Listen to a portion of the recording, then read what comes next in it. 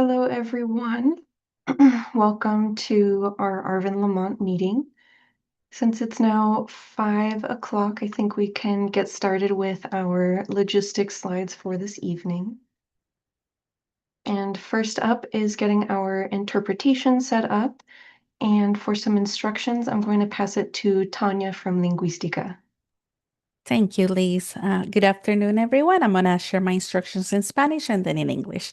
Buenas tardes a todos. Bienvenidos a su reunión. Nada más queremos recordarles de las instrucciones de cómo accesar el canal de interpretación, en este caso en español. Si ustedes ingresaron utilizando una computadora, en la parte de abajo de su menú de Zoom van a ver el icono de un mundo o un globo. Por favor, selecciónenlo y seleccionen el canal de español. También pueden silenciar el audio original para que nada más escuchen la voz del intérprete. Si ustedes ingresaron con un celular, una tableta o un iPad, sus opciones se ven un poco diferentes. Necesitan tocar su pantalla y van a buscar el menú de los tres puntitos que dice más o more, usualmente en la parte de abajo o también puede estar en la parte de arriba de su pantalla. Seleccionen ese menú, seleccionen donde dice interpretación de idioma, después seleccionen español. Nuevamente, silenciar el audio original y por último el botón que diga done, listo o finalizado. Ahora voy a dar esas mismas instrucciones en inglés. Hello everyone, I'm just going to share my instructions in English this time. If you are a monolingual English speaker, we do ask you to please select the language channel. That way you can have that immediate interpretation from Spanish into English. If you're joining with the computer, you will see a globe at the bottom of your Zoom menu. Please click the globe and select English. And if you're joining with a cell phone, a tablet, or an iPad, your options may look a bit different. You need to tap your screen and find the menu with the three dots with the word more, either on top or at the bottom of your screen. Please click on that drop-down menu, select language interpretation, select English, and then select done. If you need any help accessing your channel, please let us know and we can assist you with that. Thank you so much. I can be added to the channel now.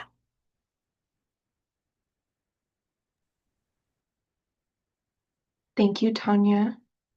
This is Liz, and I'm going to pause for a moment as we just finish up setting up our interpretation.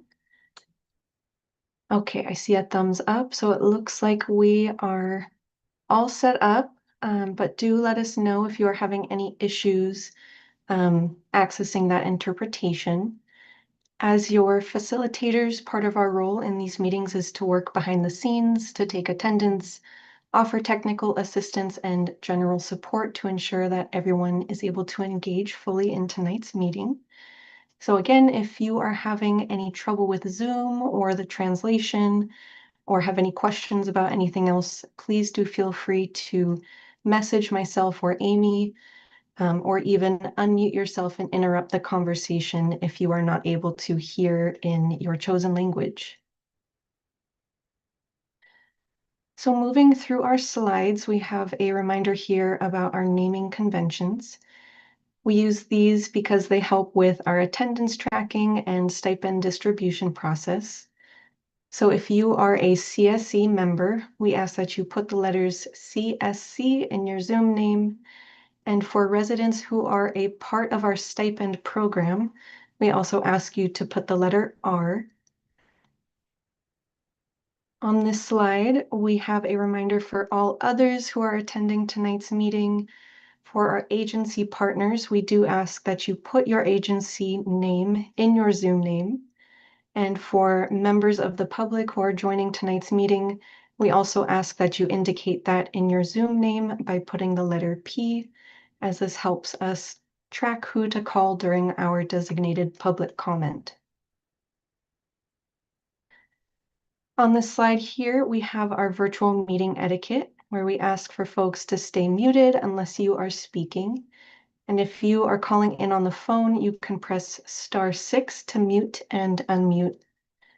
And if you have a question or comment, we also ask that you raise your Zoom hand. And if you are calling on the phone, you can press *9 to raise your hand. And a final reminder here for residents in the stipend program to please stay on for at least 75% of tonight's meeting to be eligible. On this slide, we have a review of our group agreements. And just before we move into tonight's agenda, I want to briefly revisit some of our group agreements to help ensure everyone has a meaningful opportunity to participate. These agreements are especially important given the limited time that we have together and the number of voices that we have in the room.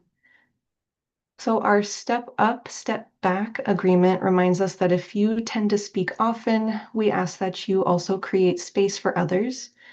And if you haven't shared yet, we do really encourage you to step in. We want to hear a range of perspectives and not just a few voices. And on the keeping talking points brief and on point, we also agreed to keep comments concise and connected to the agenda item that we are discussing. Because we don't time our individual comments, it's important that everyone does some self-management to help us stay on track. And when comments drift away from the agenda, it can make it harder for us to accomplish the goals of this meeting. As your facilitators, part of our role is to uphold these agreements consistently. So that means that we may interrupt or redirect speakers if comments become too long or move off topic. And if that happens, we want to emphasize that it's not personal. It's always to make sure that we're honoring our shared commitments to making space for everyone. And now more than ever, it is a privilege to have the space and the resources to fight air pollution, and we need to ensure that we are helping you use your public dollars effectively. If you have additional thoughts that don't fit within the current agenda item, we are happy to help identify an appropriate time or format to capture those. So to close this out, just want to say that we really appreciate everyone's partnership in making this a respectful and productive space. There we go. So on our last slide here, we have our agenda. We will move into our official welcome and introductions before having a review of our action items tracker. And then our main agenda item for tonight is the SERP implementation updates. And then we'll finish up with our standing updates and then wrap up before our final public comment. So I will stop sharing my screen and just say good evening again and welcome to our 57th Arvin and Lamont Community Steering Committee meeting. My name is Liz and I'm joined here tonight by my co-facilitator, Amy. Again, we appreciate everyone's ongoing commitment to these meetings and your engagement in this important work to improve air quality in the Arvin and Lamont community. At this time, I am happy to welcome our two co-leads to share some opening remarks, and I will pass it first to Bianca. Go ahead. Good afternoon, everybody. Welcome. Buenas tardes. I want to welcome everybody, especially our residents, as we are moving along with a lot of our SERP implementation and getting updates from the Air District. I know that there's quite a few SERPs in the works right now, and today, especially, there was an RFP opening for urban greening. We do have the vegetative barriers open, so it's exciting that we're finally moving along, especially to do what we're here for, to clean our air, to make sure that we have a better quality of air in our area of Arvin and Lamont and Fuller Acres and all their surroundings. So I welcome everybody and excited to hear more from the Air District. Thank you. Thank you so much, Bianca. This is Liz. And I'm just looking, and I don't think Cesar is joined just yet, so we can pass it to Stephanie from the Air District for some opening remarks. Thank you, Liz. Hi, good evening, everyone. This is Stephanie Ng with the Valley Air District. Like Bianca said, I'm really excited for tonight's meeting, and I just want to again always thank the co-leads for all of their hard work to help shape really productive and really great meetings. Bianca brought up this concept at an agenda setting that we just go through kind of where we are with SERP implementation. And so tonight we'll be providing a comprehensive update of how we are implementing really all of our SERP incentive measures. And that includes, like Bianca said, lots of exciting updates on urban greening, vegetative barriers, our paving projects, just to name a few things. Just transparency, I just want to let folks know about some of the staff that we have in tonight's meeting. We have Nancy, of course, who I know a lot of you know from my team. We also have Akio, who's joining us from our grants team, that will be able to answer some questions about some of our incentive programs. And then also Heather Hanks joining us from our outreach and communications team.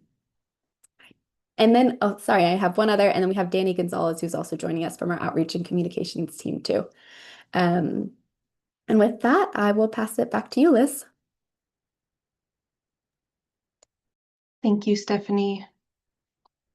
So I won't take too much of our time and just transition us to our next agenda item, which is a review of the action item tracker. As we know, to help facilitate transparency and accountability, our team and the Air District are continuously and systematically updating the action item tracker to ensure that the community's requests are documented and that you all stay informed on the progress towards implementing your suggestions.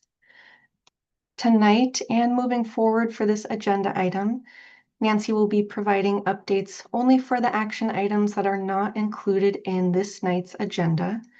So any action items related to tonight's SERP implementation updates agenda item will be reviewed then. And if there are any questions or comments that are unrelated to an action item presented tonight, we will add that to the tracker for follow-up after this meeting. And this helps ensure that we have enough time for the main agenda items at our CSC meetings. After Nancy completes her action item review, we will then have a few minutes for any clarifying questions. And again, anything that can't be answered tonight will be noted and brought back at a future meeting. So with that, I will pass it to you, Nancy. Thank you so much, Liz. This is Nancy.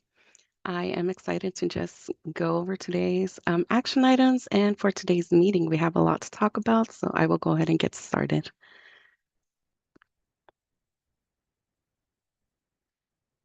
And can everybody see my screen? Yes. Thank you, Liz. All right. So as Liz was saying, this is, we do these action items, for transparency and just to make sure that we are following up on requests from the CSC. And so without further ado, let's go ahead and get started. So the first action item is from, well, all of these action items are going to be from the previous CSC meeting, which will be from January. And so the first action item is in regards to the district following up with CARB regarding an air monitoring. And so the first action item, so with this one, the district is following up on this request with CARB and will bring an update when available. Next action item is in regards to an outreach efforts with the district. And so we will go ahead and talk about this in more detail during today's presentation.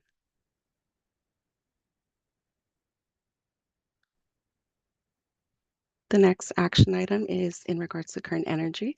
We'll provide updates on events of community concern, including information about fence line notifications. And so the district will continue to work with current energy to provide updates to the CSC as needed.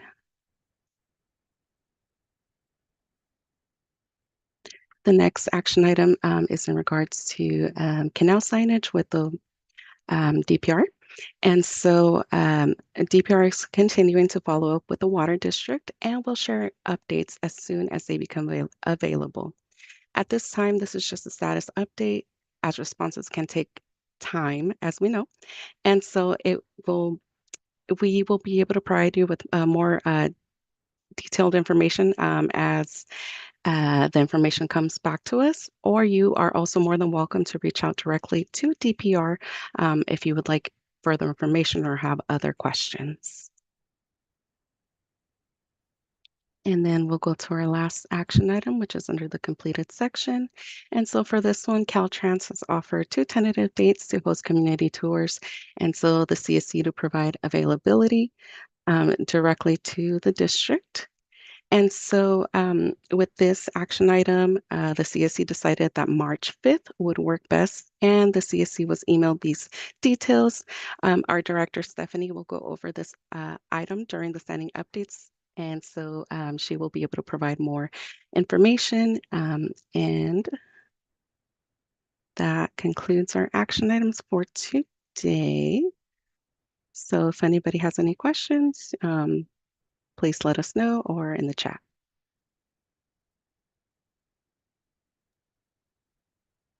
Thank you, Nancy. This is Liz. I'm just going to pause for a moment and check the chat, and I do not see any questions coming up, and I also don't see any hands raised. So I'll just give it another moment to see if anything's coming up, but it looks like we don't have any questions at this time. So I think we can close out our review of the action item tracker. Thank you, Nancy. So I will go ahead and transition us to our next item. As Stephanie mentioned, we have our implementation update on the Community Emission Reduction Program, your CERP. And the purpose of this item is for the Air District to show an accounting and progress of all of the incentive measures, with some focus on the urban greening and vegetative barriers and passenger vehicle replacement programs. Tonight, we will be hearing both from the Air District and also from Isaac, who is here tonight from Kern County. He will be sharing an update on what his team is planning to submit in their proposal for the urban greening RFP.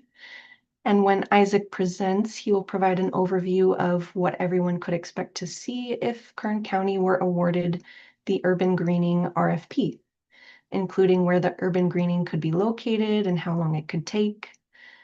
And before I pass it to Stephanie to get us started, I want to emphasize for everyone that this agenda item is purely informational and a time for discussion and questions, which means that no decisions will be made tonight. So the goal of this item is for all of our CSE members to feel fully informed on the status of all the CERP incentive measures, making sure that we get all of your questions answered so that you feel prepared to make some decisions in upcoming meetings, so not tonight. And with that, I will pass it to you, Stephanie. Thank you, Liz. This is Stephanie. Before I even get to my presentation, I have lots of great updates about really all of our CERP measures, but I did, like Liz said, I do want to actually very first off kind of pause and provide some updates about our vegetative barriers measure. We do have a very special guest today from Kern County that I wanted to open the floor to, just in the interest of them getting the update in front of you. And similar to the last meeting, you all might recall that last meeting, we did have the city of Arvin come to let us know about some ideas and concepts that they had to apply to the request for proposal. And so kind of similar to that process, we've also now invited Kern County to just share some of the ideas that they have as a part of this proposal. I will have additional updates about kind of the RFP process and all of that, but I did want to go ahead and pass over to Isaac so he can introduce himself and just share with the CSC some ideas that they had regarding this proposal. Go ahead, Isaac.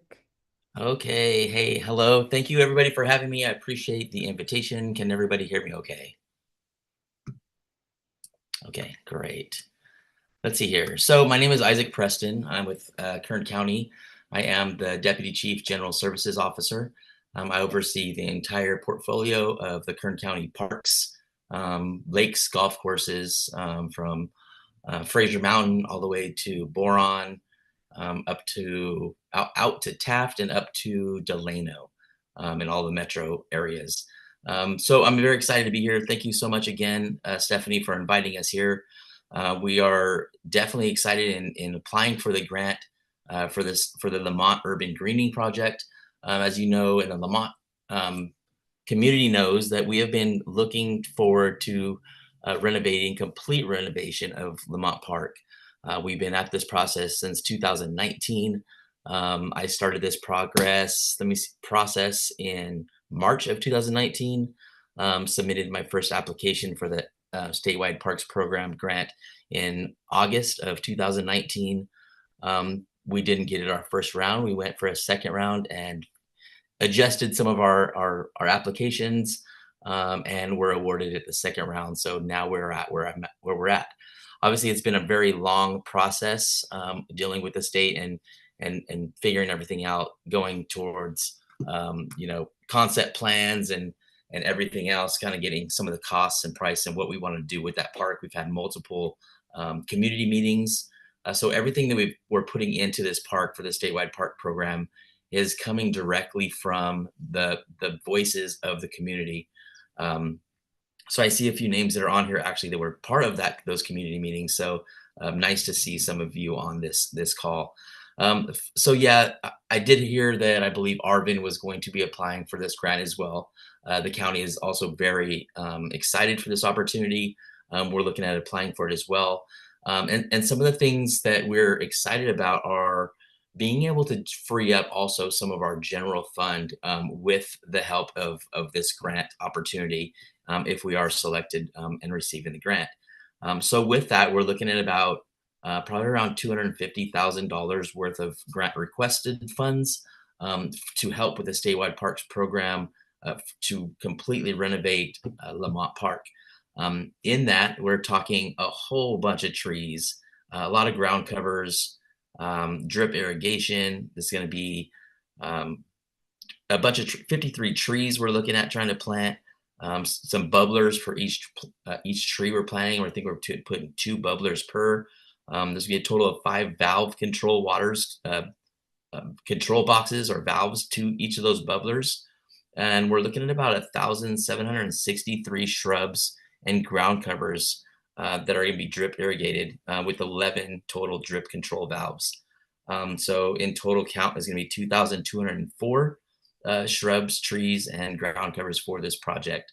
And that's going to be total with a little over $65,000. Part of that is provided by the CCC for their labor in helping with those trees and work. And that's all part of the grant process, as well as working with third parties and also communities within, I think, like a 2 or 3 mile radius of the actual park itself.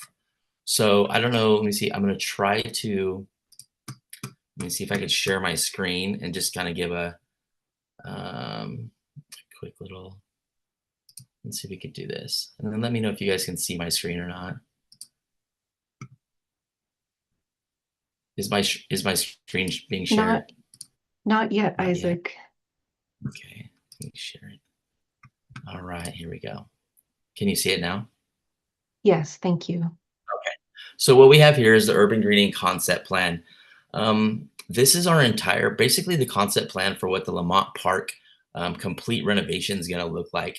I'm going to go ahead and start up here on the top left, which was going to be like the northwest corner.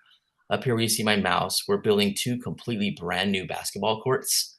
On the far left side, all the way along this far west edge, there's going to be a retaining wall. So it's going to be a complete brick wall, which is going to block off the park from the elementary school that's next door.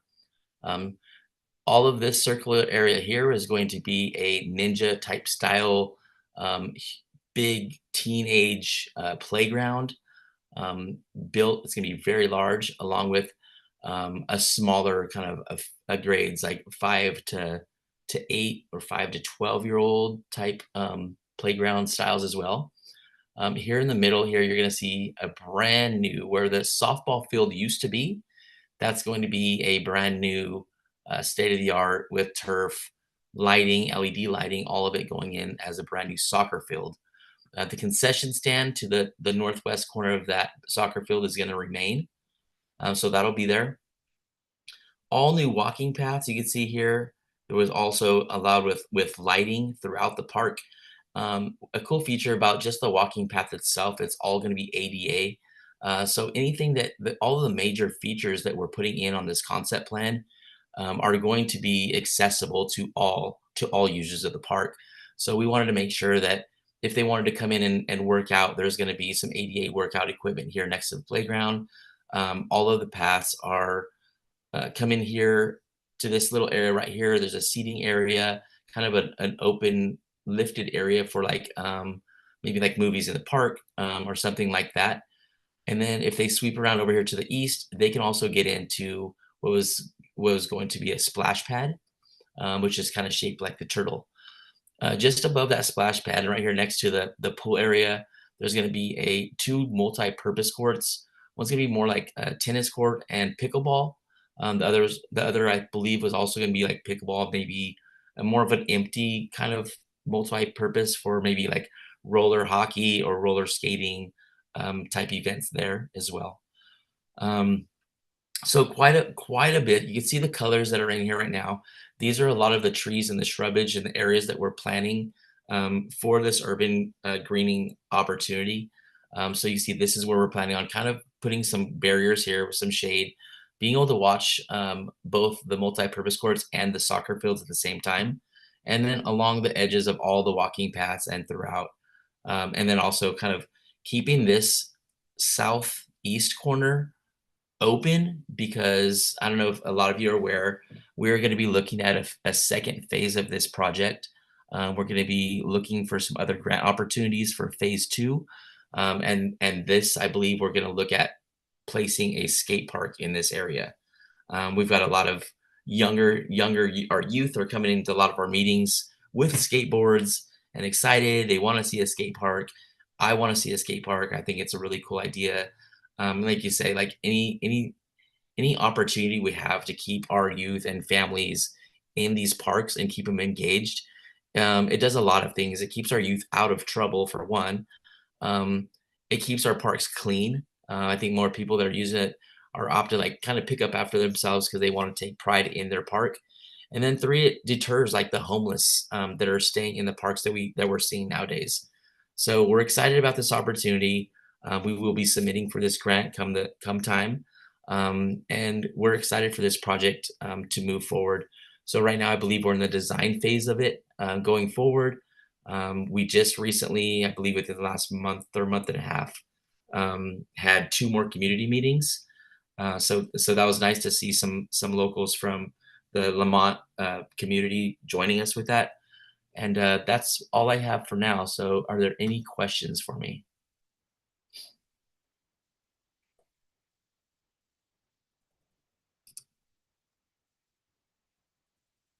Thank you so much, Isaac. And I will just mention that we can see, okay, we saw the Zoom screen for a second. Yeah. But we are back on the map. Yeah, this is great. We appreciate that you are showing this whole map to everybody. I see we have one hand raised from Jesus. Go ahead. Thank you. Sorry, this was in connection to the larger grant, right? The one was that was for all of Kern County? Not for all of Kern County. So the statewide park program, we put in 5 applications. So one was definitely Lamont Park, which we were granted. Potomac Park was also awarded a grant, and a few of the other metro parks that were in, I think most of them were in the District 5 area. So the metro areas of Bakersfield, but Lamont being one that was on the kind of on the outskirts of the county. So we're excited, but this is one of the biggest projects we have in the entire county. We're looking at just shy of $10 million for this complete park renovation.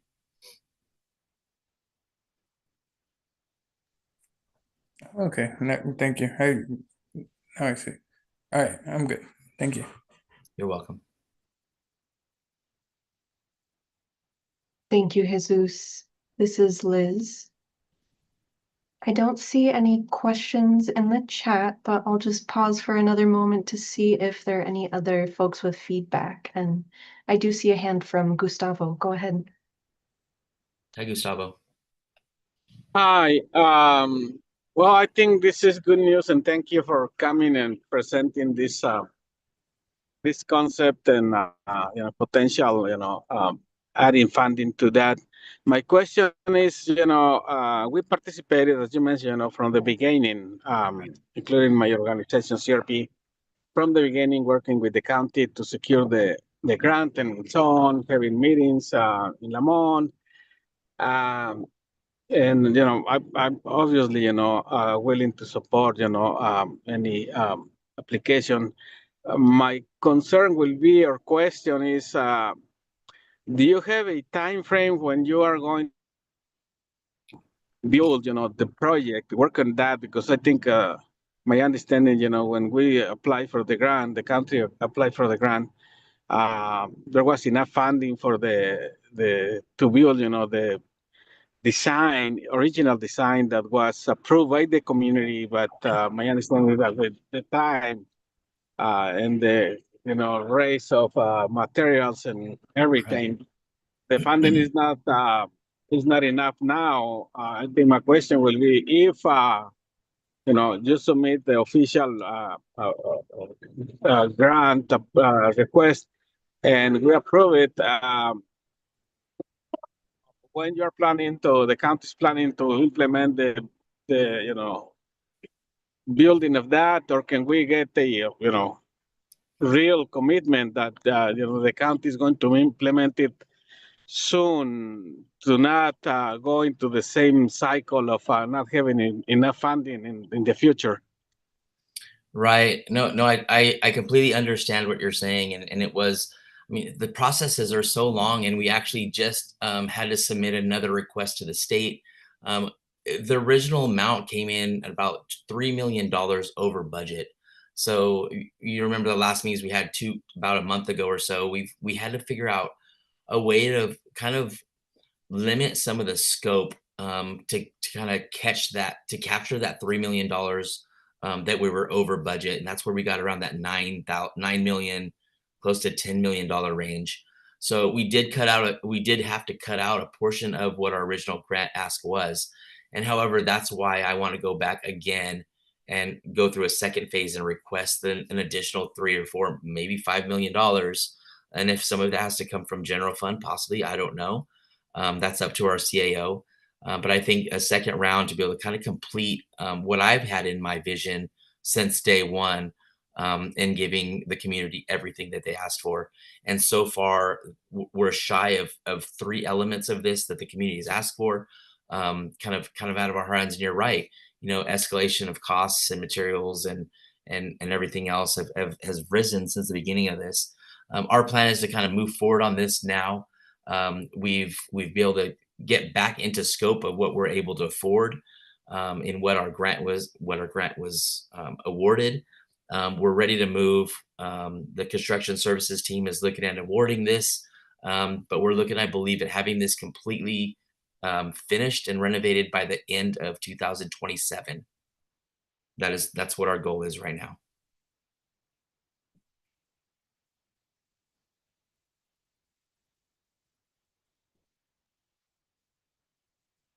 Thank you, Isaac and Gustavo, for the question. I see another hand up from Jesus. Go ahead. Thank you. And if I remember correctly, I think Lamont or parts of Lamont were designated as like an economic zone by the supervisor. Is there any chance we can tap into those funds that were set aside for the Lamont community in order to help reach those other goals we have for the park? Which other? I'm not sure which other economic opportunities you're speaking about. Yeah, if anyone can correct me if I'm wrong. Yeah, I believe a couple years back there was an economic zone designated in the Lamont area, and that's funds accumulated to be used in the community. I don't know if anyone has any information on that, and if we can use that for. I'm taking notes on this question. I'm going to take this back to my team and see if I can get some more information on that. I'm not sure of that. I don't want to misspeak on this. So it sounds important. If the funds are out there and available, we could definitely look into that. Let me take these notes down. I'll get back to my team, and then I can get back to Stephanie or Sarah or Liz, somebody. I can get some answers back. For sure. Thank you. Yeah, thank you. This is Liz, and we can add that to our action item tracker to help us make sure that we have some follow-up on that question. And I see another hand from Gustavo. Go ahead. Yeah, thank you. Just to follow up on Jesus' question, if I recall correctly, the fund is called Economic Opportunity Fund, and it was created for Lamont and I think part of Arvin. It's a special fund, tax fund that Supervisor Couch created, I don't know, like 4 or 5 years ago. But that funding is supposed to be just used for the Lamont area and I believe parts of Arvin. So you may ask, for that kind of fund. And I know that I think in the past, Supervisor Couch, I think he used some of that funding for the another part for the Vermont and Parks District. I think he gave some funding and actually, I don't know if Diana is there. I think she met with supervisor, and that was one of the questions that she had for the supervisor to asking how much funding is in that special fund for that can be used for any, some projects in Lamont. But if Diana don't have the information now, I think you can ask, about that special opportunity district fund for the area of Lamont. Absolutely. I will look into that and get back to your group. Thank you. And it looks like we do have Diana here with her hand up. Go ahead. Sí, buenas tardes. Sí, acabamos de tener una reunión con el supervisor Couch y también sí, creo que aquí está Jesús Pérez, el asistente de él, por si en algo me equivoco o no estoy dando la información correcta. Sí, le preguntamos sobre esos fondos porque el propósito de nuestra junta es presentarle varios proyectos en varias comunidades que CRP apoya. Y una de las preguntas fue sobre este fondo especial. Que cuánta cantidad había y la cantidad que no no nos dio una cantidad exacta, sino un más o menos que podía ser como de 1 millón a 1,5 millones. Pero él ahorita tiene unos fondos asignados, lo quiere usar en un proyecto que se conectaría a Lamont con Full Up Acres para lo del drenaje. Esa fue la información que nos dieron ahorita, porque sí se le hizo la abogacía para si se podía usar en otros proyectos aquí de Lamont, pero esa es la información que tengo hasta el momento, que tuvimos ahorita, no hace como 1 hora que terminamos con el supervisor Couch, pero no sé si Jesús quisiera dar un poquito más de explicación o si algo que se me haya pasado.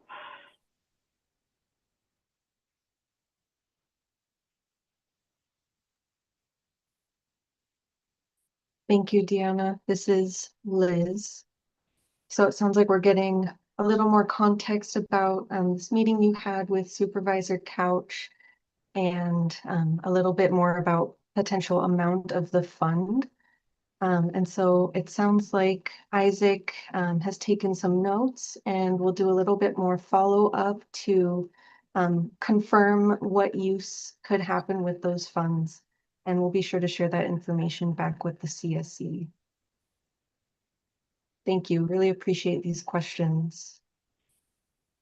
And I'll just pause for another moment, see if there's maybe one more question or any feedback that folks would like to share with Isaac before we continue on with the rest of the presentation.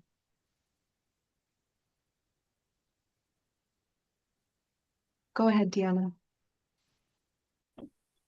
Sí, ay, disculpen.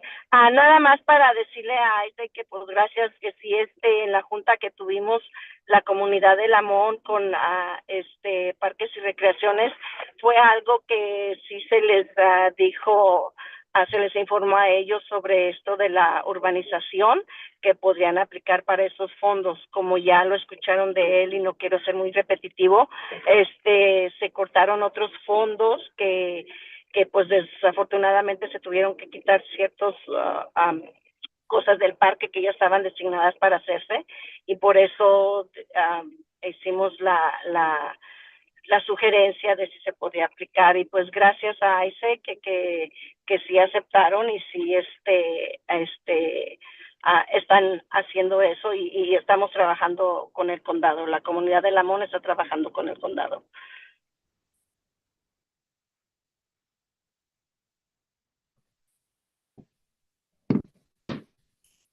Awesome. Thank you, Deanna. Sounds like this could be a promising avenue to look more into to get some potential funds added to this project. And I'm not seeing any other hands, and nothing has come up in the chat. So I think we can wrap up this portion of the presentation, and just want to thank you again, Isaac, for taking the time to come to this meeting tonight and share some of your ideas. The community is definitely very excited about what's to come. Thank you. No problem. Thanks for having me again. Thank you. And we look forward to hearing some follow-up. And with that, I think we can continue to move through our SERP implementation updates, and I will pass it back to Stephanie to continue. Hi, this is Stephanie. Thank you, Liz, and huge thank you to Isaac for taking the time to come to this meeting and sharing the Kern County's concepts for applying. Again, this is just like kind of step one, really, of this process. The RFP, or request for proposal, is now open, but I know that both Kern County and the city of Arvin just shared a lot of eagerness for wanting to engage with community early and often. So we're really excited to continue working with folks on these proposals. And so thank you so much, Isaac, for coming.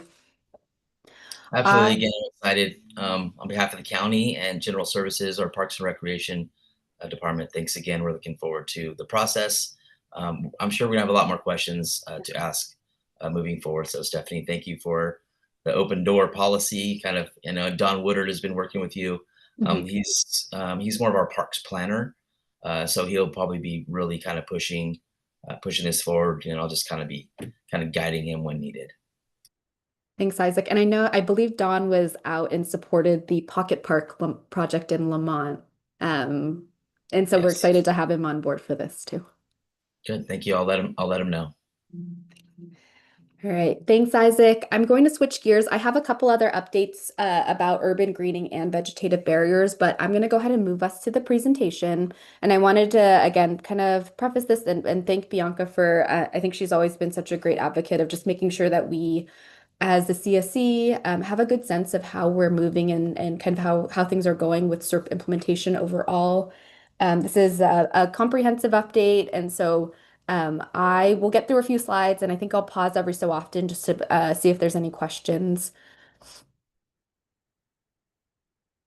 To just set the stage, I know this is probably a familiar slide to you all, but this is a slide just kind of outlines really our process as a district to commit to you all as a CSC of how we want to make sure that we are regularly engaging and participate and getting your kind of feedback on the SERP kind of incentive measure implementation process.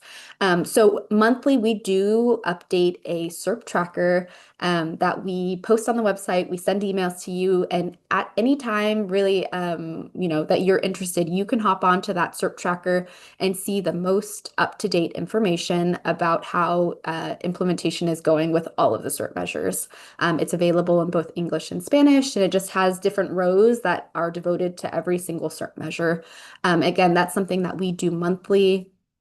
Monthly during these CSC meetings, we also do provide updates on progress, and whenever we need to, we do solicit the CSC's input on opportunities for needed adjustments. about twice a year. And normally we do this once at the beginning of the year and once closer to like the middle of the year. We will work with you all to kind of go do this in-depth look at all of our CERT measures. How are we doing? Do we need any adjustments? And we go really dive deep into detail. And then at the end of the year, we just went through this process. We do an annual report to the community, and it's something that is for the CSC, it's something for CARB, it's something for our governing board, really a whole variety of audiences to learn about how CERP implementation is going in the community. At a high level, we do have just over 30 million allocated to the Arvin and Lamont CERP.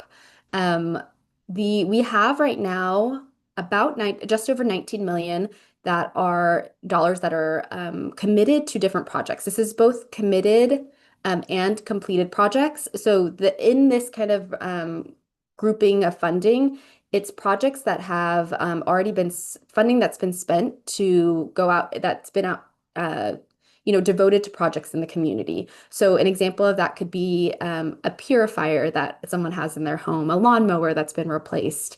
We also have projects that are in here that are kind of saved for big projects. So that could be projects like funding that we've committed to the paving projects, for example, that will take a long time to implement, but we have that money set aside and saved for those specific projects.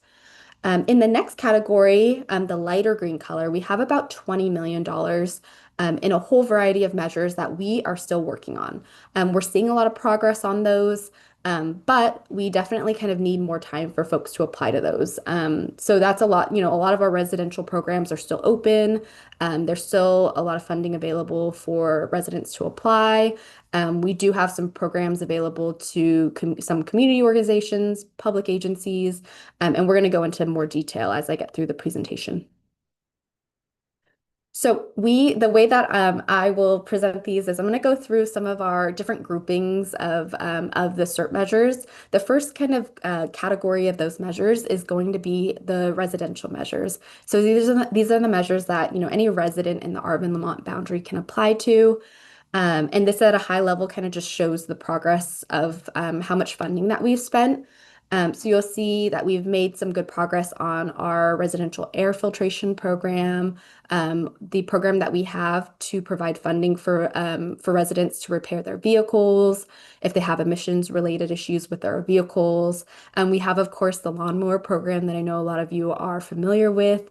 We have about just over 100K left in that measure. And that big bar at the bottom, that the dark green color, kind of indicates to you that, a good majority or chunk of that funding has actually been spent, is our passenger vehicle replacement program that I'll talk a little bit more about in the coming slides. We did want to provide you all an updated status on our Clean Air Rooms program. As you all remember, towards the summer of last year, the CSC supported reallocating funds in the CERP to open up a Arvin-Lamont specific Clean Air Rooms program, which has been a really great opportunity because we actually have run out of funding valley-wide for this program. So it really is only through AB 617 that we're able to offer these purifiers at this time. The program opened in September of 2025, and we've seen definitely steady participation, especially when the program first opened, but we definitely see a lot of opportunities for more outreach. Some data that we pulled about the program, the graphic that you're seeing to the right, this graphic is showing you month by month since the program has opened, how many people have applied to get a purifier through the program. So for example, the first month that the program opened, which is exciting because the program was only open for a short amount of time in September, we got 90 applications for purifiers. In October, we got 177 applications, and the rest of the bars just indicate kind of different months of participation. And as you can see, as the programs continue to open, there are some months that we've just kind of seen some decreases. So what that is letting us know is we definitely have opportunities to work with you all to continue to do more outreach to get people to apply for these purifiers. Some of the things that we do, just as our district, some of the strategies that we work on to make sure the community is aware of this program is we do a lot of posting and work on social media. I know that there's a lot of you have seen and let us know that you've seen some of the posts that we do on different and Facebook. We do advertising on there. We also get into a lot of the Lamont and Arvin specific groups to let community members know there. We use Nextdoor. We do also a lot of direct outreach, community and school events. I know that our outreach team has been really great about getting out into the community, but we're always looking for new and different events that we can attend. When we go out with Valley Can to do the vehicle replacement workshops in the evening, we will send staff out there to sign people up for purifiers, share different district programs. And then I know that you all are aware of this as well, but at our lawnmower trade-in events, we also try and do a lot of outreach around our Clean Air Rooms program too, because everyone that attends those events is eligible and can participate. So it really is a great group of people to do outreach to. We also do coordinate with different partnering agencies and community groups. We have a lot of great partnerships with schools. And for example, like the city of Arvin has been a really amazing partner in sharing this information at their city council meetings. I will talk a little bit about some other opportunities we have. One of those you see bolded there is direct mail campaign. That's something we've done before, but not for this program. So we see a unique opportunity there. And we also like to provide flyers to different churches, community centers, food banks. I know our outreach team and Nancy on our team are looking into attending a food distribution event or just getting some outreach materials there. Something that I did want to highlight and really emphasize to the group is we have a really unique opportunity through 617 that we get to work with just an awesome group of people that you all know so many folks in the community. And so I definitely did want to, ask all CSC members as you all are in the community, you're speaking to friends and neighbors. And so you all are a great source of, a great group of people to be doing outreach in the community. So we just ask that you continue to share with your friends, your family. If you ever are going to an event or just want a stack of flyers, we are more than happy to send you flyers by mail. You can give folks, our number, and we're happy to help them over the phone. But you all definitely are trusted folks in the community that can share information on this program.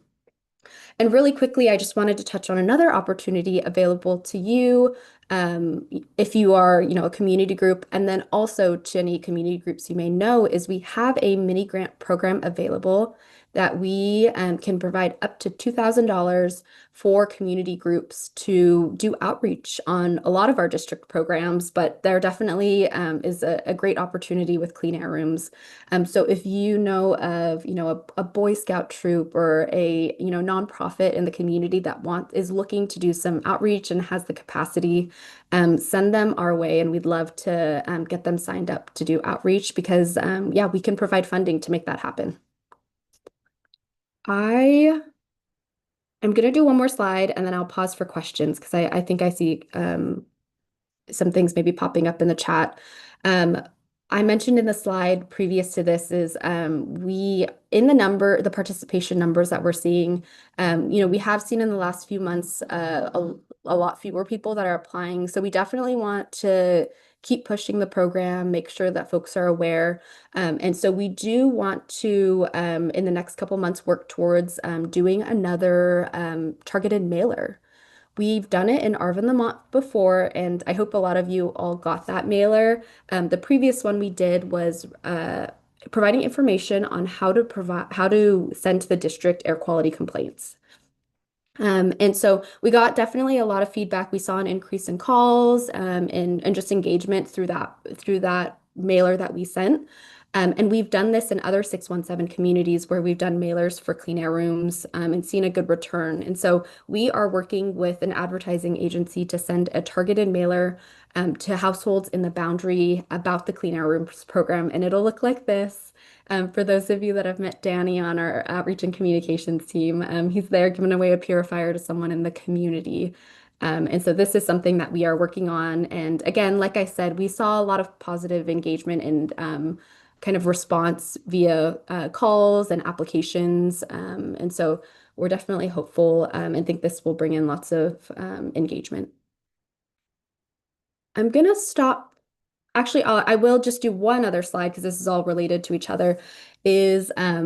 Again, I mentioned previously that we do a lot of outreach in the community. I know that a lot of folks have seen us out in different events. So we definitely want to just regularly check in with you all of are there other methods and ways that we should be reaching out to folks, events that we should be attending. Definitely let us know.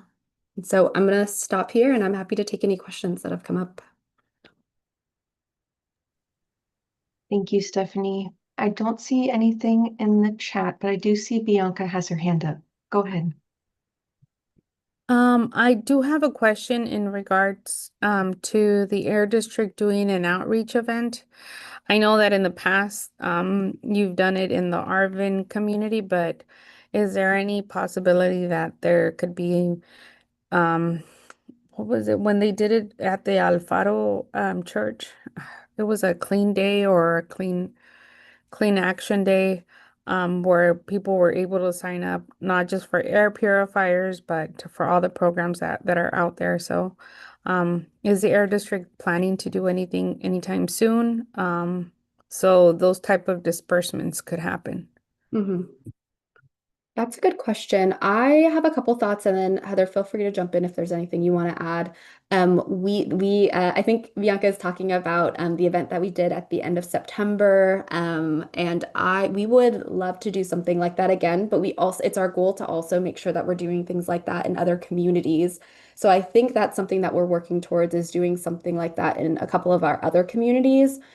But at the same time, we do still want to attend events. And when we're at events, we can do all of those things where we help sign people up. And so I think that's definitely been our goal is now that, we've done that, we did that event in September. I think now in our roster, we want to get out to events that we know community members are at and different schools that we're at. And Bianca, we can do all of those things. If there's interest in applying for clean air rooms, applying for our lawnmower program, interest in learning more about like our vehicle programs, like that's all, those are all programs that we are able to support when we're out in the community as well. Don't ever hesitate to reach out to our staff about any of those programs when you see us at events. But I'm hoping right now we don't have any plans for that kind of event again yet, because like I said, we would like to get out to some other communities first, but you all will be the first to know when we plan something else like that. Heather, anything that you want to add there? Just the thought of, maybe even the kind of what we did at that event, but bringing them in person. We like to get in the space and take the actual units and talk to folks and help them understand what we're dealing with and what they do, why, what it is. We're also going to ask for maybe an additional run of postcards, that sample postcard that was on the screen, and we can get those to you and place them at businesses and sort of have a new approach or a new sort of entrance into the community with clean air room specific information.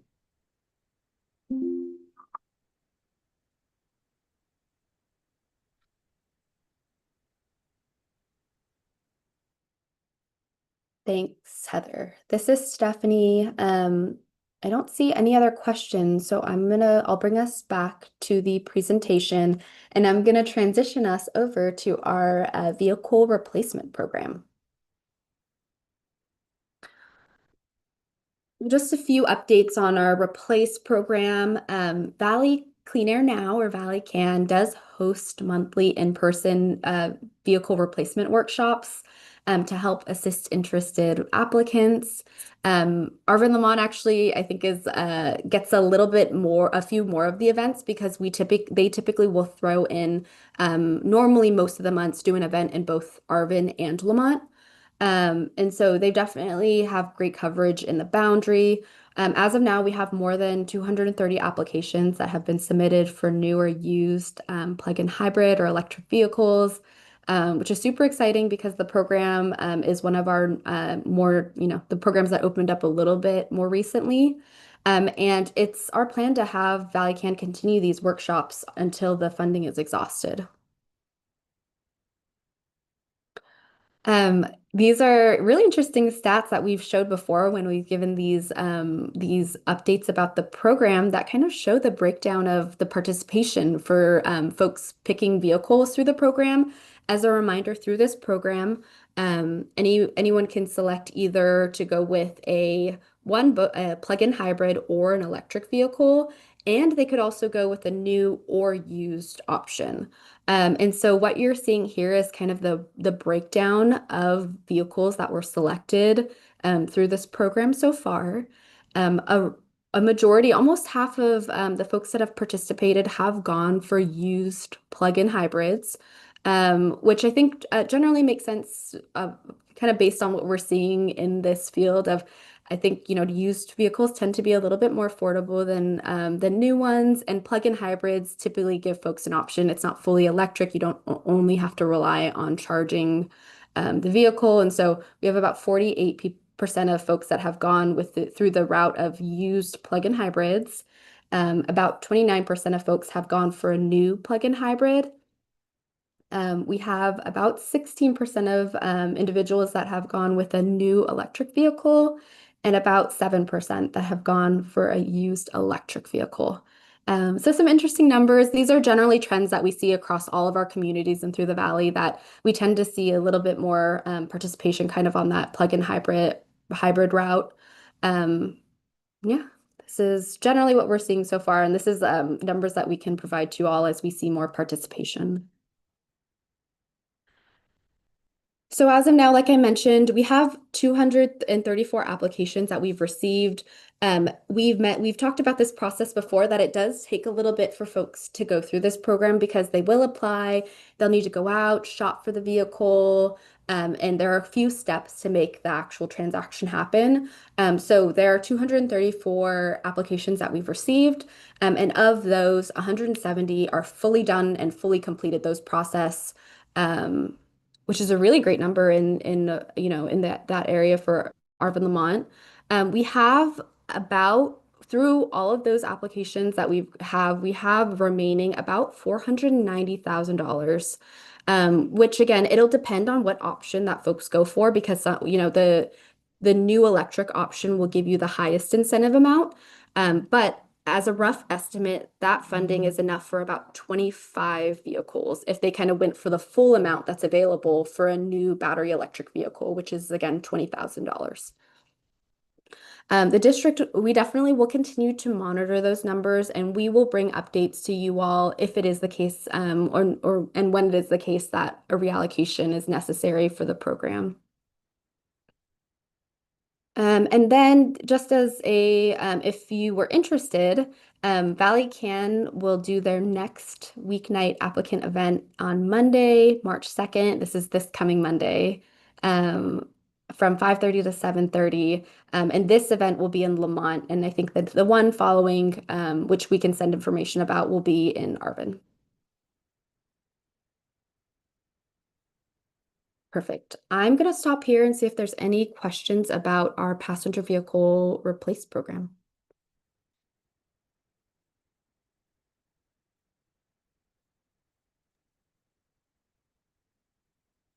This is Liz. I'm not seeing anything in the chat, but maybe we can give it just another moment in case folks raise their hand and think of any questions.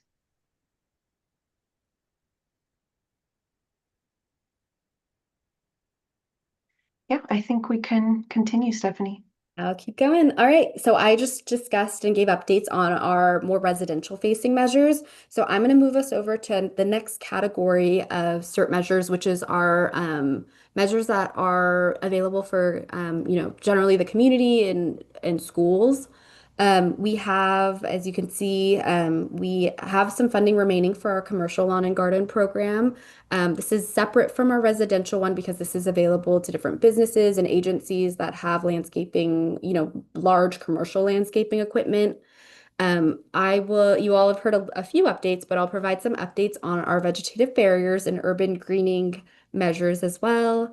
Our school bus replacement measure, we are processing a few applications that we have with this, I I believe, Vineland School District. And so that's something that we will provide updates on at an upcoming meeting when we've been able to finalize kind of those applications. And then I'll provide a few updates, but as of now, all of the funds that we have towards road improvement, sidewalk, and bike path projects is contracted with both the city and the county. So as Bianca mentioned at the beginning of the meeting, and I hope as you all saw in the email that we sent this morning, the district has opened the urban greening request for proposal. Again, that opened officially yesterday, officially today, and it will be open for 30 days. That should say that February 25th, and will be open for 30 days. Now that the urban greening request for proposal is open, we will then now move to the vegetative barriers request for proposal, which we hope to open in March. In preparation for opening the vegetative barriers request for proposal, we are doing outreach to a lot of the recommendations that you have given us in past meetings. We have a whole social pinpoint map that tracks the feedback on where you all will want to see vegetative barriers. And so we certainly on our side will be doing outreach, but if you all have any contacts or folks that you think are interested in applying for vegetative barriers, please let us know. We've done several meetings in Arvin, Lamont, and across other communities where we sat down and talked to folks about the proposal, what it entails, what the process looks like, and we'd be happy to do that for anyone that you all might know that's interested in applying for vegetative barriers. And I'll stop here just to see if there are any vegetative barriers and urban greening questions. Go ahead, Tim. Hi, I had a question regarding vegetation barriers. At the agenda setting meeting, we discussed about what information we provide to both the farmer or the agricultural developer regarding vegetation barriers, because I feel that we made a mistake on what we call them because we're calling them vegetation barriers, but in agricultural practices, I guess they're called windbreak barriers. And it seems that there is more intel or there is more selling points towards these vegetation barriers than actually that we do or say. So that's why I was asking if there is any pamphlets or informational guides that we give farmers regarding these vegetation barriers. This is Stephanie. That's a great question. There is. We have a fact sheet that we've put together that at a high level kind of shares information about what the program is. It doesn't go into every single detail because obviously there's a lot of information and we want it to be high level. But we have a fact sheet that is available in its front English and the back is Spanish. But to your point, Tim, I do think this is something that we put together that we are totally open to taking feedback on. And so I can definitely take that feedback into consideration and add some language to put, also known as windbreaks, and we can maybe even look into some other names they might be called and put that on the fact sheet. Preparing to this and then how we failed to accomplish the first time we tried to do the vegetation barriers, I actually went to UC Davis, and that's a lot of information regarding this. And I guess there is a benefit that farmers are not seeing. Yes, we want the benefit of it prevents any pesticide drift or pesticide coming to communities, but one of the benefits I guess farmers are not seeing is helps with soil erosion. It also provides cover for plants to be staying more hydrated. One study that UC Davis did on pistachios and almonds, it showed that these vegetation barriers give a 30% yield compared to non-protected fields. Yeah, this is Stephanie. Thanks, Tim, and I appreciate all the kind of technical research that you've done for this. We have worked with a couple other, and I think similar to you, there's a lot of work being done by universities on vegetative barriers. And we've also connected with a couple universities and also the state, the Department of Conservation, about some efforts there. And we have shared information because I agree with you, Tim, that there are so many other benefits beyond the ones we look at. There, I think even in addition to some of the soil benefits you're talking about, I think there's also, I mean, aesthetics, there's also like security, I think, aspects that I think some folks might also that we don't talk about that much on the air quality sense, but a lot of other benefits. So as you're discussing, I think there's ways that we can bolster and just highlight some of the benefits that aren't necessarily air quality benefits, but that growers might be interested in. And we can certainly, if you're interested, we can work directly with you, Tim, to get your feedback on some additions to the fact sheet, if that sounds good.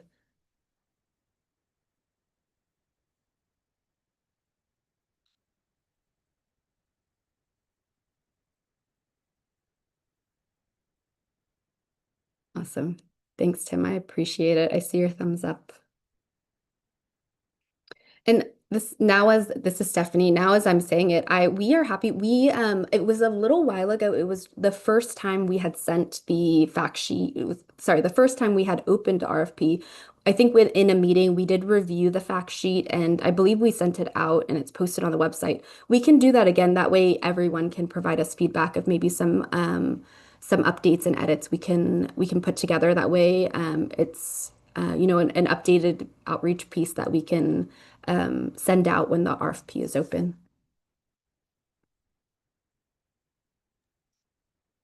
This Awesome. is Liz. Yeah, I think that sounds like a great idea, Stephanie, and just wanted to mention that we can add that to the action item tracker. And before you move on, there is just one question in the chat from Abby. Once the vegetative barriers RFP is announced, will it also be open for 30 days? Mhm. This is Stephanie. That's correct.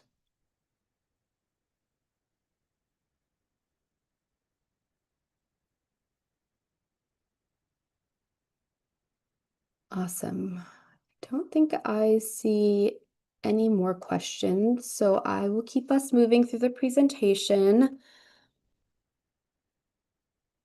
I'm going to move us over to our paving and road improvement projects. I know that a lot of folks are aware because we sent out the email about it, but we are excited to share. And I don't believe, and sorry if I'm missing someone, that I see anyone from the city of Arvin. So I just wanted to share on their behalf just our huge excitement that the city of Arvin has completed work on the first of their paving projects. They've completed work on South A Street, which is just an exciting and just a huge milestone. I feel like we don't say enough some of all of the work that goes into it, definitely between kind of all the agencies and this committee. All the way back in the day from, developing the CERT, putting that measure together, the city going through the process to develop the project and submit the project to us. It's a type of project that both goes before our district governing board and the City of Arvin City Council.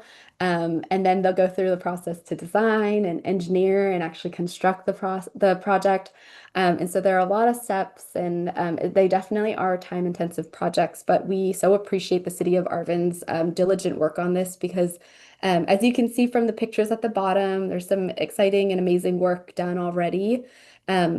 I did also want to share that as a part of this project, there will be signage on this road and on actually all of the projects that the city of Arvin is doing. And so the blue graphic that you're seeing there is actually the sign that our graphic design team helped put together to just recognize this project. And I know it's only in English, so I'll read it aloud so it's translated, but it says, improving air quality with the South A Street Sidewalk, Road, and Bike Lane Improvement Project. Championed by the Arvin Lamont AB 617 Steering Committee and funded by the Valley Air District in partnership with California Climate Investments. So just a really fun recognition of just all the work collectively that happens for these projects. And we're so excited to see this come to fruition. And next, the city of Arvin is working on the other two projects as a part of this proposal, which are Derby and Comanche. Also, as an update, Kern County is currently working on the design phase of both the Mountain View and Panama Roads project. And so they're definitely, like I mentioned, they are projects that take a lot of time and different steps. And so right now they're at the design, and they're hoping both of the projects have different time frames, but they're looking out till summer of this year and into next year that they're completing work on these projects. I'll stop here and see if there's any questions about our paving projects.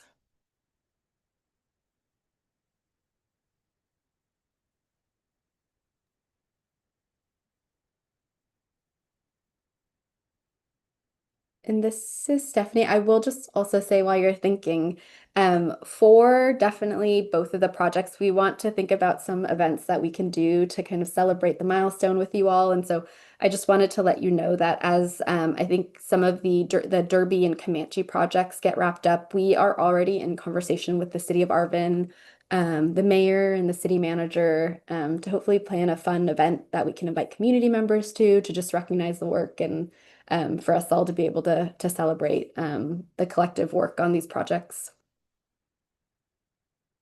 Hi, Steph. This is Liz. I'm getting some messages that I think we might be having some issues with the Spanish translation cutting in and out. I'm curious if folks have been able to hear or if people have been having issues. Please do let us know. And Carmen, I think some folks were saying that it sounds like your headset might be cutting in and out, so I'm not sure if you can maybe take a moment and switch mics.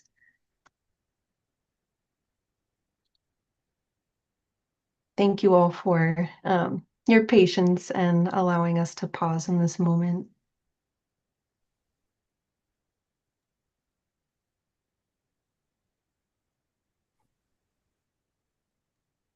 Okay. Maybe we can try to get started again. Okay. And let us know if you're having any more issues. Thank you all.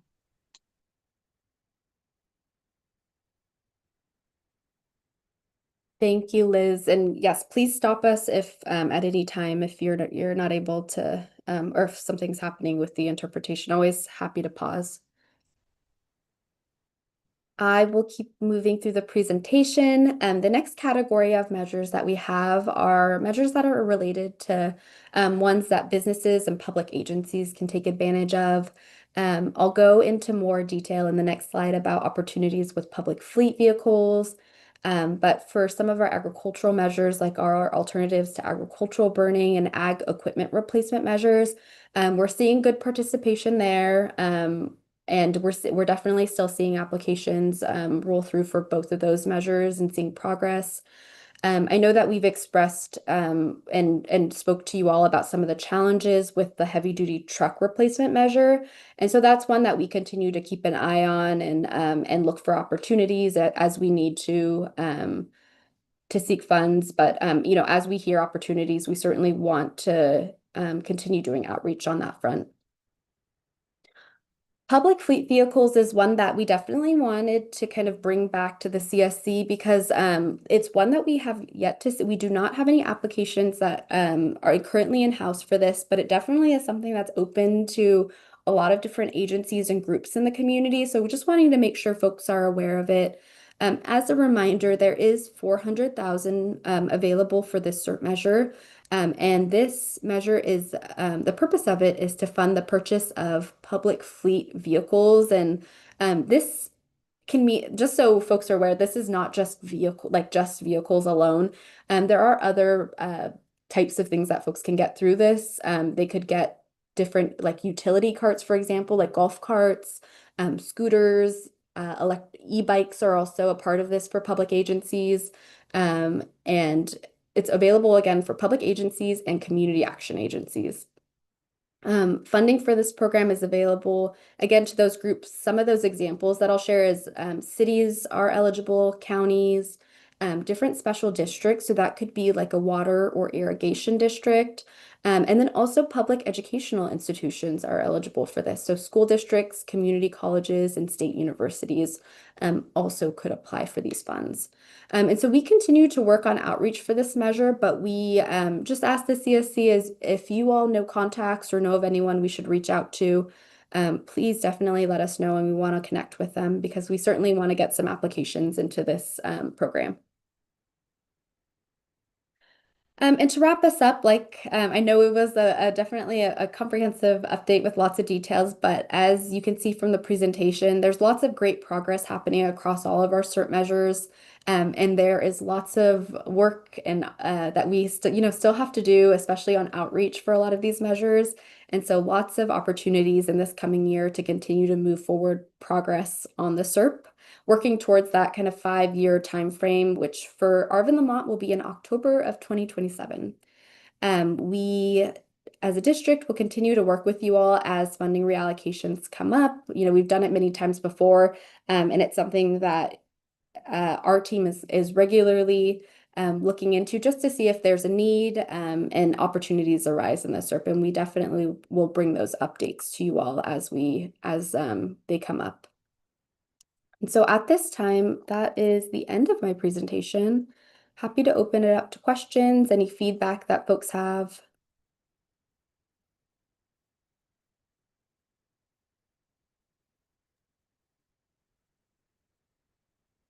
Thank you, Stephanie. This is Liz.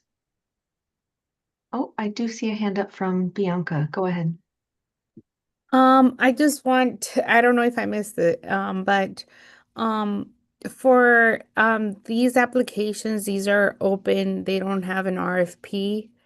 Just to clarify, I want to make sure that if there's any entities that here they want to take advantage of them, making sure that they don't have an RFP so they don't have to wait until the application's open or the funding's open for them to apply.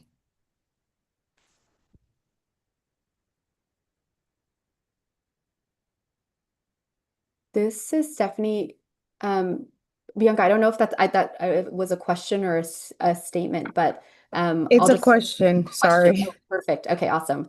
That definitely is a great point and an important one because just as folks are kind of sharing all of these, right now, urban greening and vegetative barriers do have requests for proposals, and urban greening is open to be applied for, and vegetative barriers will be open next month. But aside from those, all the other programs are open and can be applied for now, today. So definitely folks shouldn't wait if they're interested. We want to make sure that we're getting folks through the door. All the other programs that I'm mentioning, for example, commercial lawn and garden, public fleet vehicles, any of our residential programs, those are all open now and folks should apply as soon as possible.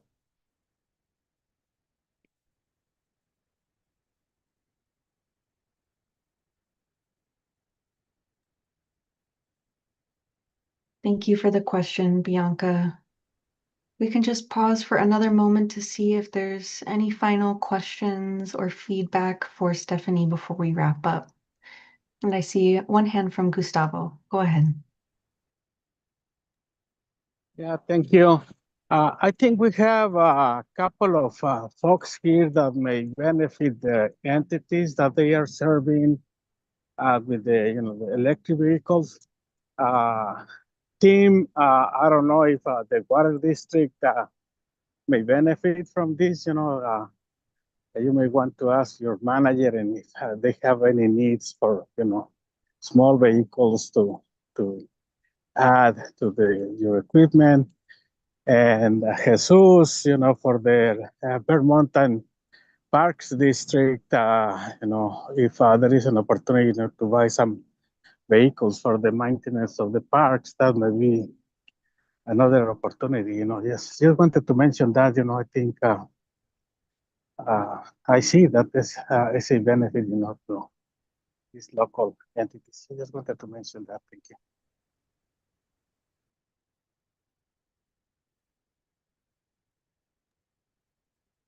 Thank you, Gustavo.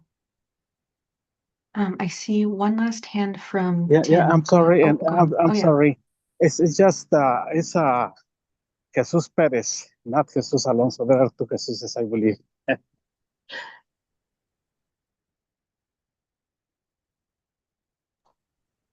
Got it. Thank you.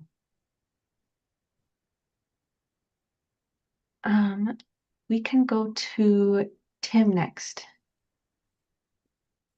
Yes, to add on to Gustavo's comment, we have done it in the past. We replaced one of our vehicles for four electric street legal golf carts to manage our meter reading. And when now I can ask again if there's a need, but I was thinking of also the Bear Mountain Park Rex. They could probably apply for it as well.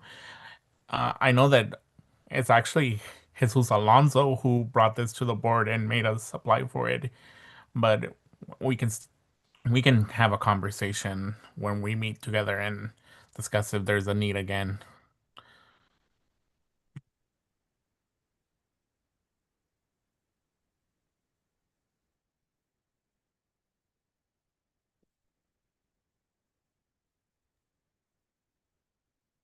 Thank you, Tim. We are taking note of all of these suggestions.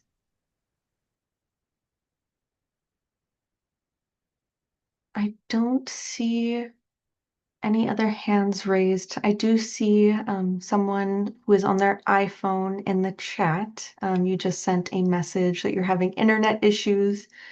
Please do let us know your name so we can have you tracked in our attendance. Just wanted to note that. I'm not seeing any other questions though for Stephanie. So it looks like we can wrap up this agenda item and I think move on to our standing updates. And Amy will be taking us through those. Thank you, Liz. Good evening, everyone. Amy Ramos here. I will walk us through some standing updates. As a reminder, our standing updates are part of the agenda that provides an opportunity for not only the Air District, but other agencies or community members or community organizations who are conducting work or implementing work in the boundary to provide some updates that might impact you all or might be related to the things that you all are doing. So with that said, we're going to start with the Air District. I'm going to pass it to Danny to provide us with some updates.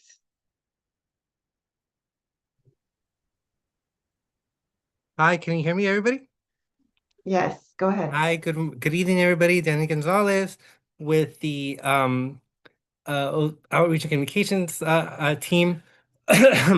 Just to give an update on what we are doing, we're going to be going to some events out in the community. Sorry, I'm a little winded.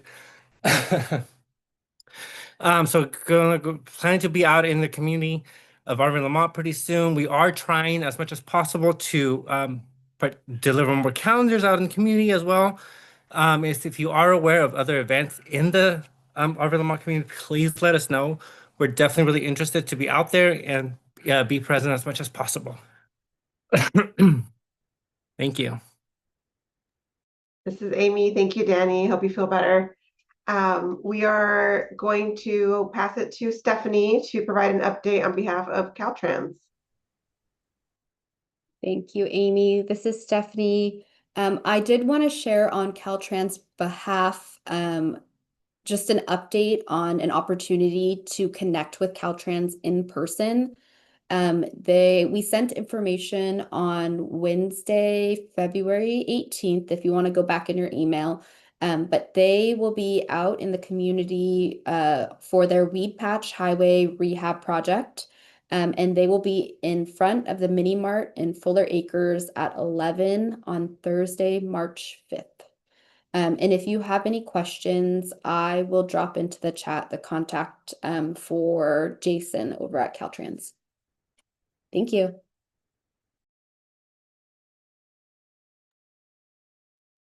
Thanks for that update, Stephanie. This is Amy. I also have on record that we have Hector from Current Energy. I'm scanning my screen. I saw you earlier. There you are. Hector, go ahead. Yeah, I'm here. Awesome. Thank you all. Happy Wednesday for everybody. I'm Hector Lopez with Kinder Energy. I'm here to provide a couple of updates and followed by a announcement. So the first one, on February 11th, we received a community complaint and agency inquiry associated with a hydrogen sulfide detection by our fence line monitoring system. An immediate investigation discovered partially open pressure relief valve on the crude oil tank. Repair crews were dispatched and a high priority work order repair was executed within a day. So the leak was repaired on the following day on the 12th. The exceedance lasted approximately 2 hours, and at no time was there any risk to immediate health or the environment. Additionally, I want to provide a follow-up to a question that was raised on the last meeting related to an event occurred on the 14th of January. We initiated a cleanup immediately upon discovery, removing the impacted soil for appropriate offsite disposal and remediation. At the same time, we reported a release on the 31st involving oily water, which was also addressed in the same manner with immediate urgency.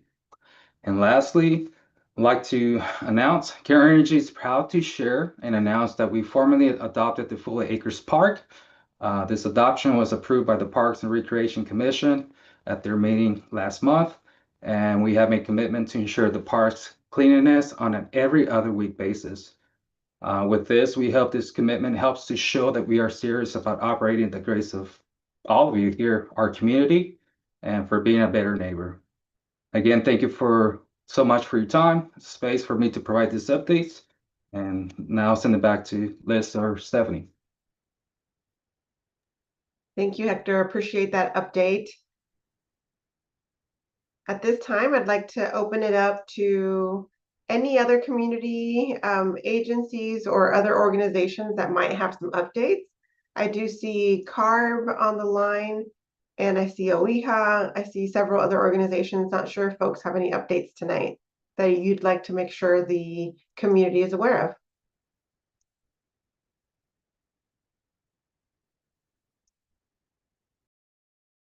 Hi, Jimmy. I see you coming on camera. Hi, Amy. Yes, this is Jimmy from the Department of Pesticide Regulation. This isn't really an update, it's more of a mention. So maybe most people should know, but for the people that don't know, March 17th is the pesticide subcommittee meeting for Arvin, Lamont. DPR will be presenting an update on Spray Days, the pesticide notification system that was launched about a year ago. So we're hoping for people to show up and for the update. That's pretty much it. Just a mention. Thank you for that half update, half mention. It'll be important for folks to put that in their calendars when the invite comes out. So the Air District will be sending out an invite for that subcommittee meeting. Please do keep your eyes peeled for the invite and please plan to join if you can. This is Stephanie. Amy, if I could say from the district side, we'll likely send the calendar appointment tomorrow for folks to have that on their calendar. And just definitely excited for this update. Spray Days has been implemented in March. It'll be about a year. So we're excited for Juvenio from DPR to provide that update to the group. Thanks, Jimmy. Thank you Hi, both. everybody. Hi, Michelle. Welcome. Hi, thanks. I don't have anything specific to update you on. I do have a question to follow up that, though. I'm hoping that will be recorded. I mean, you all usually record the meetings. Yes, because I might end up I have another community that always meets on that day. So I might have to send somebody else from CARB, but I definitely want to hear the updates. So I'm excited about that. I don't have anything specific. I'm always here if you need anything. Sounds good. Thank you, Michelle. We'll be sure to record that public meeting. All right, just want to make sure that I don't miss anyone. Anyone else have an update before we transition?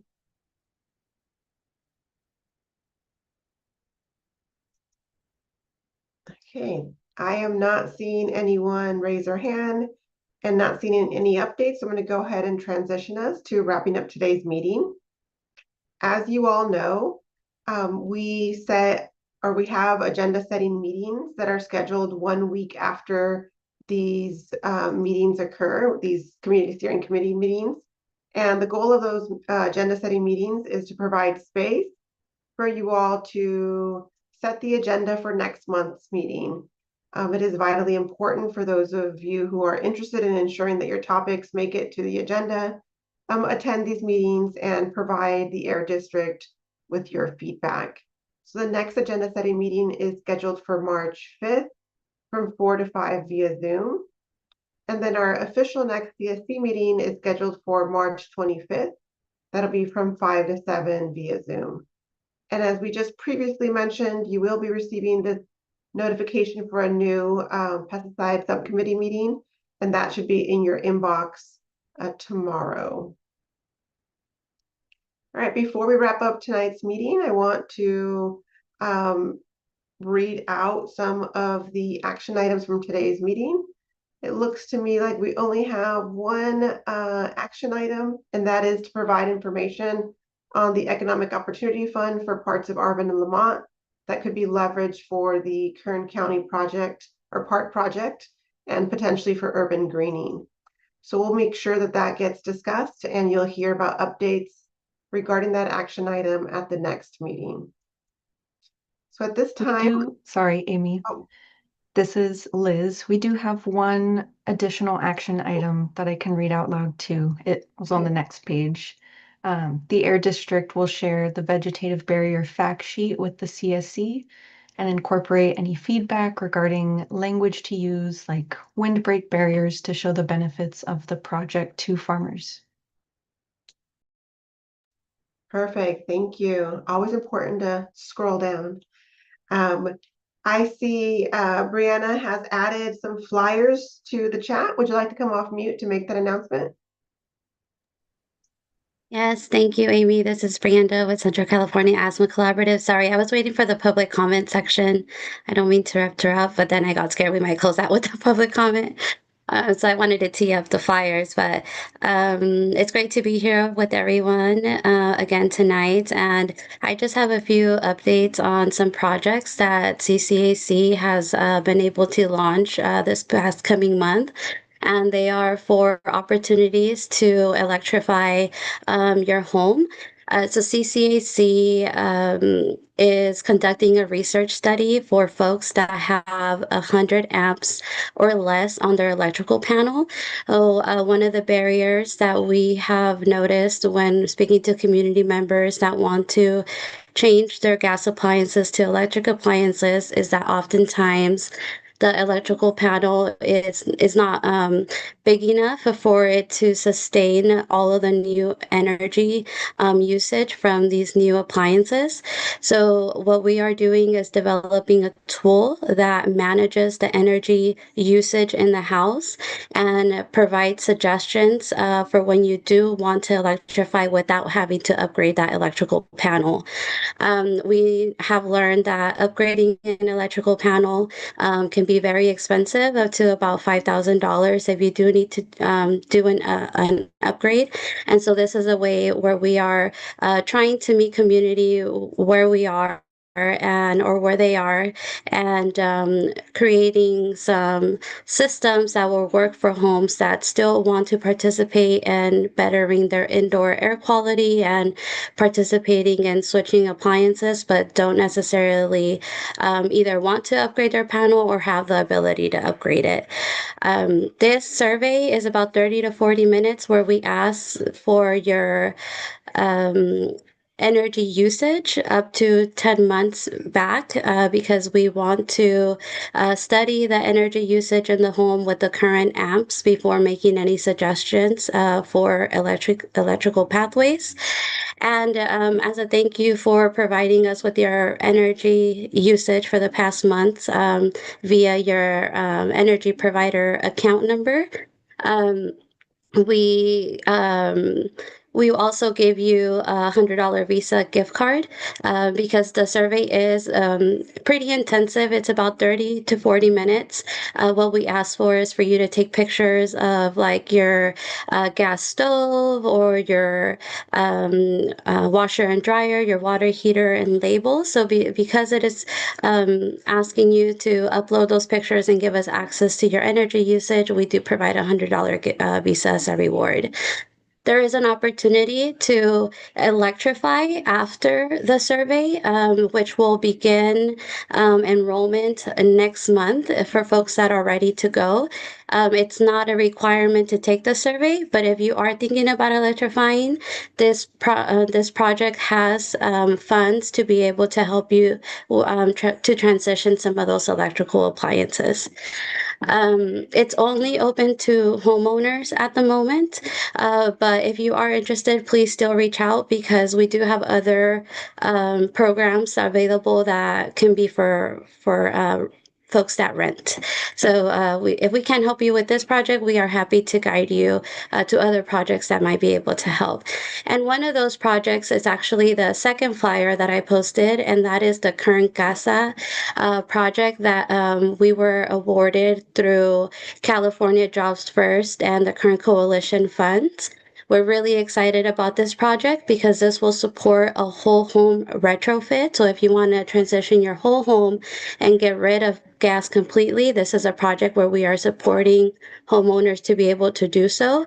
It is a fully funded transition. So it's a direct installation program where there's no cost at the homeowner. Both of these projects are. And this is extra special because it has a workforce development component.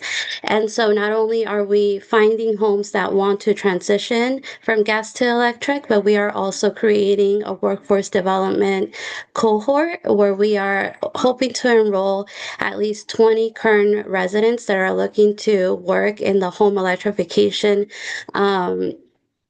career path. And so we partner with Proteus, which is the contractor, and they are doing an 8-week class where they are teaching folks how to work with these appliances, how to switch appliances from gas to electric in a home. And it's an 8-week cohort and with an opportunity of 300 hours in paid work experience. And then Proteus also helps the trainee or the participant find permanent job placements within this field. So we're really excited for the project. If you are interested, please reach out. There is a TRC number on the first flyer for the panel study, only because that is the contractor, but you can reach out to either of these phone numbers or scan the QR code on the second one to type in your information, and one of our climate solution navigators, which will help guide you through all the application processes. It's a one-stop shop basically for any resource to electrify your home, and we will be happy to guide you in whatever pathway you feel is best for your home. Thank you all, and happy to take some questions. Thank you, Brianda. I'm wondering if, for the sake of time, can you put your contact information in the chat so that the CSC has an opportunity to reach out to you directly? I'm thinking that would be really helpful for some of the CSC members or someone on your team.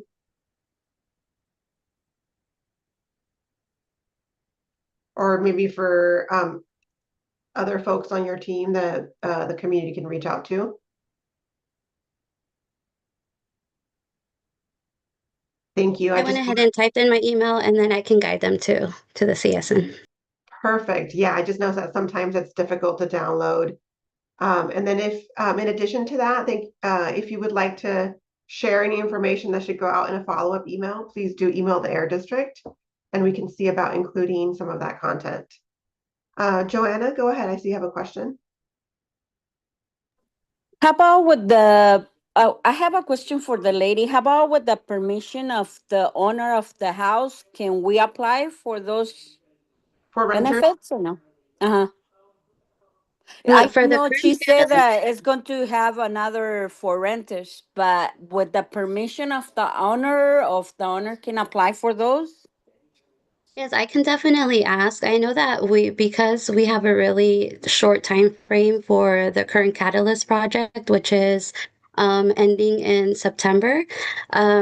Sometimes dealing or having to have that communication with the homeowner through the renter can sometimes prolong the process, but we definitely encourage you to still contact us and give us your information to see what other programs we have available that can help you, because we do have some for homeowners, and we can make special um, like circumstances and if needed, and if we know that maybe that the homeowner will be really responsive and it's not it wouldn't prolong the process too long. But definitely reach out to me. I'll be more than happy to discuss that more with you. Thank you. Thank you so much to everyone. At this time, I'd love to invite Bianca to provide some closing remarks for tonight's meeting. Thank you. Thank you, everybody that participated in today's meeting. I got to see very familiar faces, and today was a very informational meeting. We were able to discuss the SERPs from community all the way to public to oh my goodness, trying to find the word without being rude, but industries. So we're all here for the same cause. We're all here to do an emissions reduction on bad air quality and have a cleaner air in our area. I can't thank the Air District and all the state agencies that have been partnering, making this possible. Thank you, Kern County, for coming in and also providing the information for the urban greening that they're hoping to apply. We do have good participation and good effort from these public sectors that are willing to work with us, community members, all the way from the Arvin city to the Kern County, making every step possible to make all the AB 617 useful in this area. So I can't thank everybody enough, and also the residents for giving good comments and a good participation in these meetings. Thank you so much, Bianca. Appreciate it. I'm not seeing Cesar here tonight, so I'm going to pass it to Stephanie to provide some closing remarks. Thank you, Amy. This is Stephanie. Yeah, and I just want to echo all the thanks that Bianca mentioned. All of this work is not possible without all the support of the CSC, all the residents and community groups and different businesses that we have that participate, and then all of the agencies that we need to make this work happen. So again, I just want to give a shout out to both the city and then also the county for all the work that they have done and will be doing to kind of help assist with making our urban greening and vegetative barriers projects happen. And yeah, please join us in about a week for the agenda setting so that we can all work on our March meeting. Thank you, everyone. Have a great night. Thanks, everyone, and thank you for your commitment to all this work that's happening in the city. If you all have, anyone else have any last minute public comments, now would be the time. Otherwise, we are wrapping up tonight's meeting.